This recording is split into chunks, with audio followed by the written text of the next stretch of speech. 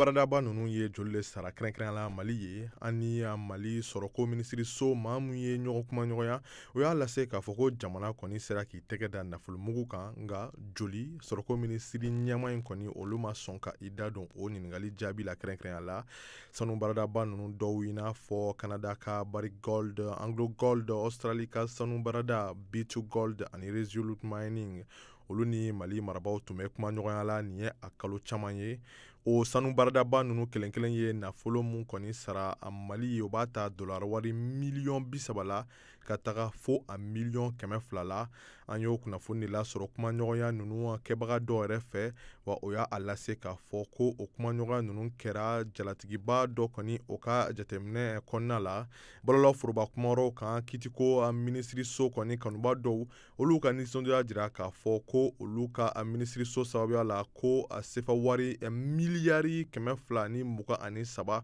ko de sera ka sɔrɔ ni kuma ɲɔgɔnya ninnu senfɛ ka bɔ sanu barada ninnu yɔrɔ hakili jiginna sanu barada ninnu dɔw i n'a fɔ Barrick Gold olu ɲɛma 4 kɔni tun minɛna ka datugu kaso la sabula olu tun ma sɔn ka a kuma ɲɔgɔnya ninnu kɔni bɛnkan olu waleya Mali sanu fanba kɔni o yɛrɛ mana bɔ jamana kɔnɔ o bɛ taga Émirats Arabes Unis ni o ye Dubai jamana ye Suisse ani Inde jamana kan san 2022 jateminɛ sɛbɛn dɔ y'a da kɛnɛ kan ka fɔ ko Dubai ko Mali sanu ko n'i y'a ta 100 la ko 47 de bɛ taga yen wa o jateminɛ sɛbɛn mun dilanna Suisse baradaba dɔ fɛ o b'a lase k'a fɔ ko n'i ye Mali sanu kɔni ta 100 la ko 31 ka taga bila 41 na ko de bɛ bɔ Mali la dogodogo la ka sɔrɔ Mali marabaaw ma bɔ a kalama ka sɔrɔ hali dɔrɔmɛ 1 salen o ma sara o sanu ninnu kun kɔrɔ.